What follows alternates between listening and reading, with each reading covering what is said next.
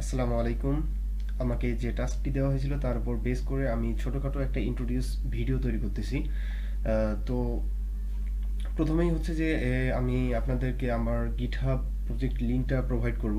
সেক্ষেত্রে সেটাকে ক্লোন করে রিকোয়ারমেন্ট অনুযায়ী কম্পোজার আপডেট ইনস্টল, পিআই কি জেনারেট, মাইগ্রেশন চালাতে হবে এবং অবশ্যই DB seed, PSP artisan DB seed, মানে সিডারটা চালাতে হবে। এখানে আসলে সিডারে আমি একটা অ্যাডমিন প্রোভাইড করেছি।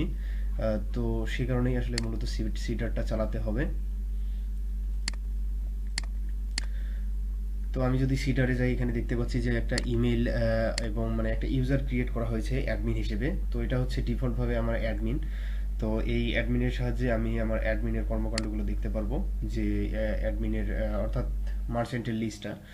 তো এর পরবর্তীতে হচ্ছে যে একজন মার্চেন্ট রেজিস্ট্রেশন করতে চাইলে এটা হচ্ছে মার্চেন্টের রেজিস্ট্রেশন ফর্ম। এর পরবর্তীতে হচ্ছে যদি মার্চেন্ট এখান থেকে রেজিস্ট্রেশন অলরেডি রেজিস্টার করা থাকে, এখান থেকে লগ ইনে সরাসরি চলে যেতে পারবে। কিংবা যদি এখান থেকে হোম পেজ থেকে সরাসরি লগ ইন করতে চাই, সেটাও চাইলে করতে পারবে।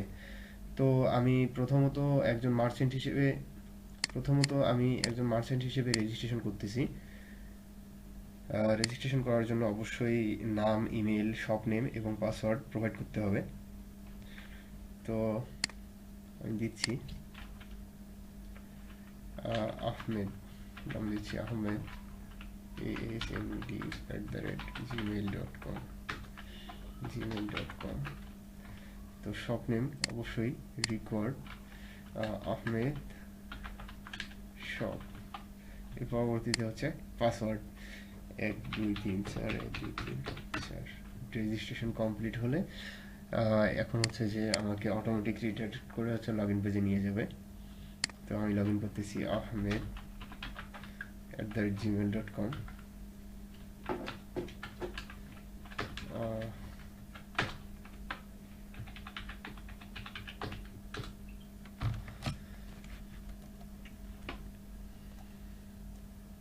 Sorry, password is incorrect.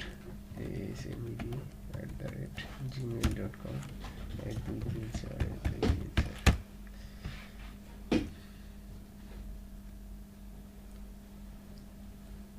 জি। তো এই হচ্ছে আমার মার্চেন্ট শপ। এখান থেকে চাইলে স্টোরের লিস্ট, স্টোর ক্রিয়েট করতে পারবে, ক্যাটাগরি। তো আমি একটা স্টোর ক্রিয়েট করতেছি। আমার স্টোর নেম দিচ্ছি, স্টোর নেম আমার অলরেডি দুটো স্টোর ক্রিয়েট করা আছে, একটা যে কোনো নাম দিচ্ছি, আমার স্টোর।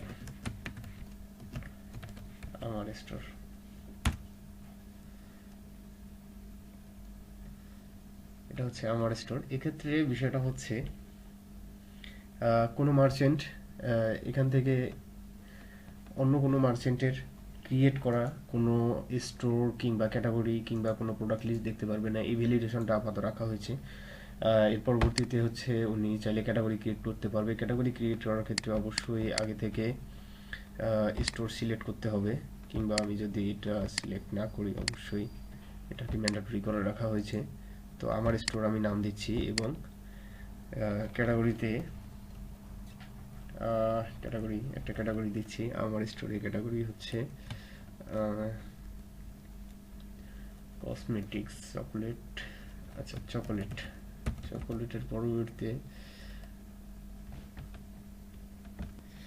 তো আমি একটা ক্যাটাগরি নেম দিচ্ছি, যেমন হতে পারে ডিটারজেন্টস,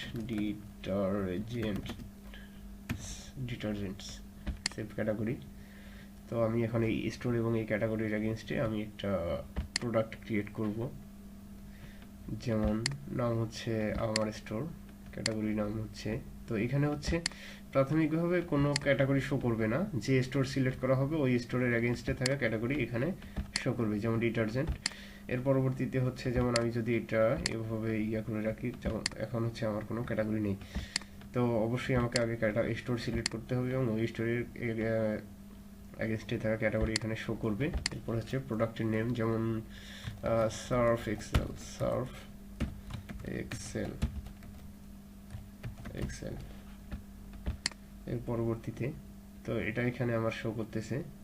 তো আমি যদি এই অবস্থায় আমার হোম পেজে যাই, যেমন লোকাল জিনিয়াস ডিটি পাবলিক।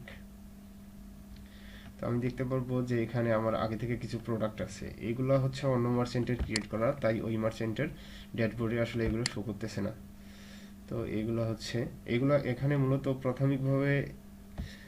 প্রাথমিকভাবে কোনো ক্যাটাগরির প্রোডাক্টই এখানে শো করা হয় না, সবগুলো এখানে অ্যাজাক্সের সাহায্যে শো করতেছে। আমি যে ক্যাটাগরি সিলেক্ট করব সেই ক্যাটাগরির এগেনস্টে অ্যাজাক্স রিকোয়েস্টের সাহায্যে এখানে প্রোডাক্ট শো করবে। তো আমি চলে যাচ্ছি ডিটারজেন্টে।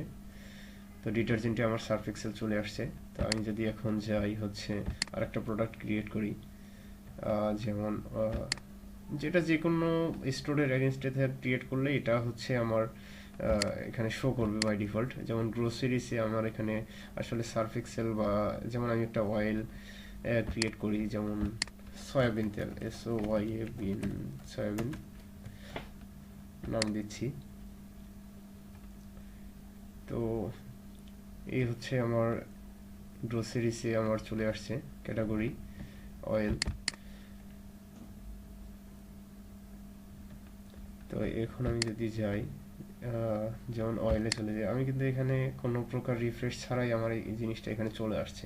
আমাকে এখানে কোনো হার্ড রিফ্রেশ করা হয়নি, এটা অ্যাজাক্সের মাধ্যমেই আর কি হচ্ছে। তো এর পরবর্তীতে আমি যদি কোনো ডিটারজেন্ট শো করি, যেমন আমি আর একটা ডিটারজেন্ট অ্যাড করি, তো আশা করি মূলত আমি ফুল বিষয়টা কমপ্লিট করতে পেরেছি যতটুকু দেখানোর। যেমন ডিটারজেন্টে যদি যাই, যেমন রিন পাওয়ার হোয়াইট ডিটারজেন্ট। তো এই হচ্ছে আমার ডিটারজেন্ট রিন এখানে চলে আসছে। তো আমি এখান থেকে সরাসরি চাইলে, যেহেতু আমি লগ ইন আছি, সেহেতু আমি সরাসরি এখান থেকে ড্যাশবোর্ডে চলে যেতে পারবো। তো এখান থেকে আমি লগ আউট করে ফেলতেছি। এখন আমি যাব হচ্ছে আমার অ্যাডমিন প্যানেলে। তো আমি অ্যাডমিনে লগ ইন করতেছি। তো এখানে আসলে যে বিষয়টা আপনারা বলেছিলেন যে log in as admin, log in as merchant, এখানে আসলে আমি এই দুটাকে তেমন কোনো ইফেক্ট, এটাকে আসলে এখান থেকে আলাদা যে ভিউ হয়ে যাচ্ছে বিষয়টি এমনটা না। আমি এখানে এটাকে ব্যাকএন্ড থেকেই, মানে যদি সে মার্চেন্ট হয় সে মার্চেন্ট ড্যাশবোর্ডে যাবে, অ্যাডমিন হলে অ্যাডমিন ড্যাশবোর্ডে যাবে, এখানে এটা ব্যাকএন্ড থেকে কন্ট্রোল করেছি। তো আমি অ্যাডমিন হিসেবে লগ ইন করতেছি, ইউজ অ্যাডমিন ইমেল, admin@gmail.com।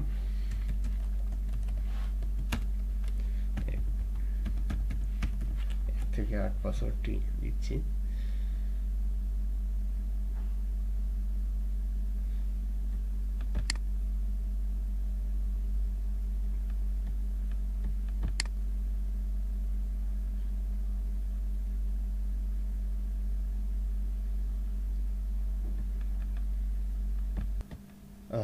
জি, এখানে ছোট একটা ইস্যু থাকার কারণে আসলে প্রথমত এখানে শো করে নাই। আশা করি এটা প্রবলেমটা ফিক্স হয়ে গেছে। তো এই হচ্ছে বিষয়। তো এখানে এই হচ্ছে অ্যাডমিনের ড্যাশবোর্ড। তো ইনি বর্তমানে শুধু হচ্ছে মার্চেন্টের লিস্টটাও দেখতে পাচ্ছে, আর এর বাইরে আর তেমন কিছু এখনো শো করা হয় নাই আপনাদের রিকোয়ারমেন্ট অনুযায়ী। তো এই হচ্ছে সংক্ষিপ্ত ইন্ট্রোডিউস। আশা করি আমি আমার কাজ সম্পন্ন করতে পেরেছি। ধন্যবাদ। আসসালামু আলাইকুম।